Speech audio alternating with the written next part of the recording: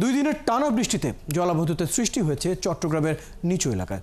জলাবদ্ধতা প্রকল্পের আওতায় খাল সংস্কারের কারণে কিছু এলাকায় পানি দ্রুত নেমে গেলেও ভারী বৃষ্টিতে জলাবদ্ধতার সৃষ্টি হয়েছে কাপাসগোলা, কাতালগঞ্জ, সুলকবহর এবং আগ্রাবাদের নিচু এলাকায়।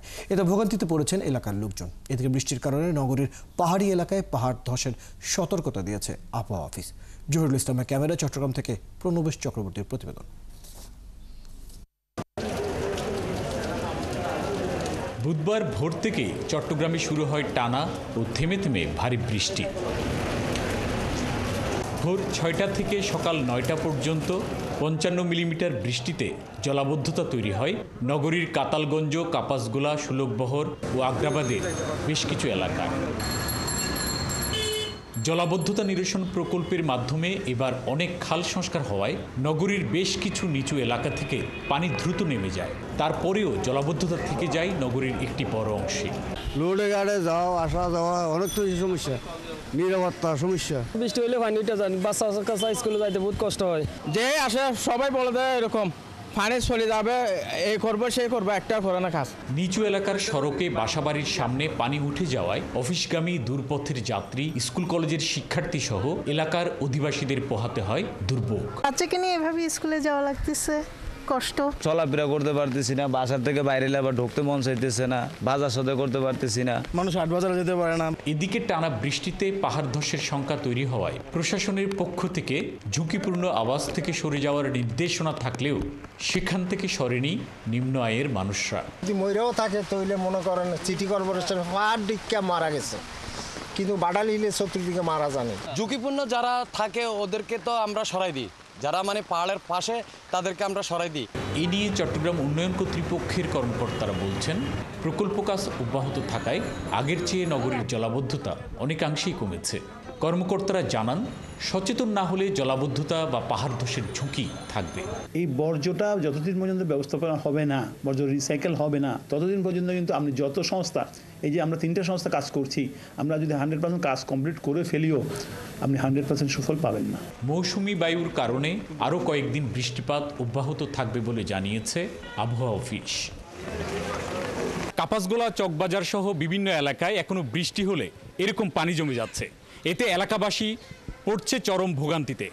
তাই স্থানীয়দের দাবি, দ্রুত খাল, ড্রেনেজগুলো সংস্কার করে পানি চলাচলের পথ নির্বিঘ্ন রাখা হোক। প্রণবেশ চক্রবর্তী, ৭১, চট্টগ্রাম। দর্শক, চট্টগ্রামে সকাল থেকে থেমে থেমে বৃষ্টি হচ্ছে। বিভিন্ন জায়গায় দেখা দিয়েছে জলাবদ্ধতা।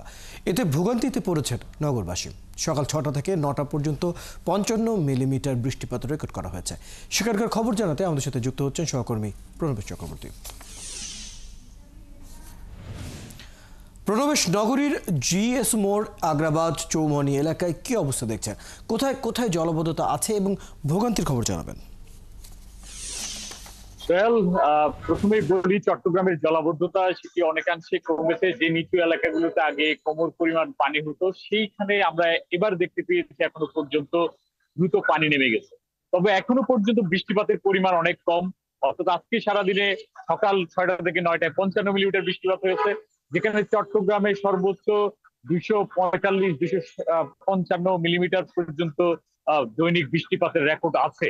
তো সেই পরিমাণ বৃষ্টিপাত হলে চট্টগ্রামের জলাবদ্ধতা কি পর্যায়ে গিয়ে দাঁড়ায় সেটি আসলে তখনই বোঝা যাবে বৃষ্টিপাত হলে। তবে এখন পর্যন্ত আমরা দেখছি যে খাল এবং ড্রেনেজ গুলো অনেক জায়গায় সংস্কার হয়েছে, সেখানে দ্রুত পানি নেমে যাচ্ছে। তবে অনেকগুলো নিচু এলাকায় যেগুলো পানি জমেছিল সকালে, এখন কিন্তু সেখানে পানি নেই। আর এখন নগরবাসী যেটা বলছেন, সামনের বর্ষায় যাতে পানি না জমে, এই কারণে ড্রেনেজ গুলো দ্রুত সংস্কার করা দরকার। সেখানে আবর্জনা, বর্জ্য যেগুলো জমে আছে সেগুলো পরিষ্কার পরিচ্ছন্ন রাখা প্রয়োজন। তবে কর্তৃপক্ষ, সিটি কর্পোরেশন কিংবা উন্নয়ন কর্তৃপক্ষ তারা যেটা বলছেন যে মানুষ এখন পর্যন্ত প্রচুর অপচনশীল বর্জ্য, বিশেষ করে পলিথিন জাতীয় পণ্য, সেগুলো যেখানে সেখানে ফেলছেন, ফলে সেগুলো গিয়ে ড্রেনেজ নালা সেগুলোকে জমাটবদ্ধ হয়ে যাচ্ছে।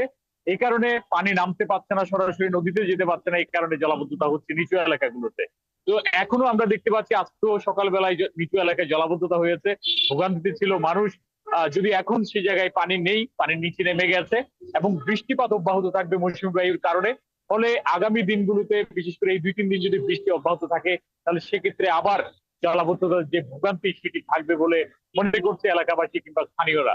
ফলে এই জলাবদ্ধতার ভোগান্তি থেকে তারা মুক্তি চান এবং সেজন্য 3টি সংস্থা একসাথে কাজ করছে। তো তাদের কাজের ধারাবাহিকতা সেটি অব্যাহত থাকুক এবং দ্রুত যেসব জায়গায় পানি নেমে যাওয়ার ব্যবস্থা বা বাঁধ থাকবে সে বাঁধগুলো কেটে দিয়ে পানি নেমে যাওয়ার ব্যবস্থা করুক, সেটি হচ্ছে এলাকাবাসীর দাবি। প্রবেশ চক্রবর্তী, ধন্যবাদ। বেশ কিছু তথ্য আপনার কাছে জানতে পারলাম। ধন্যবাদ সময়টুকু দেওয়ার জন্য। দর্শক, আমাদের সাথে যুক্ত হয়েছিলেন আমাদের সহকর্মী প্রবেশ চক্রবর্তী। তিনি যুক্ত হয়েছিলেন চট্টগ্রাম থেকে, জানাচ্ছিলেন সেখানকার বৃষ্টিপাত, জলাবদ্ধতা এই বিষয়কার খবরাখবর।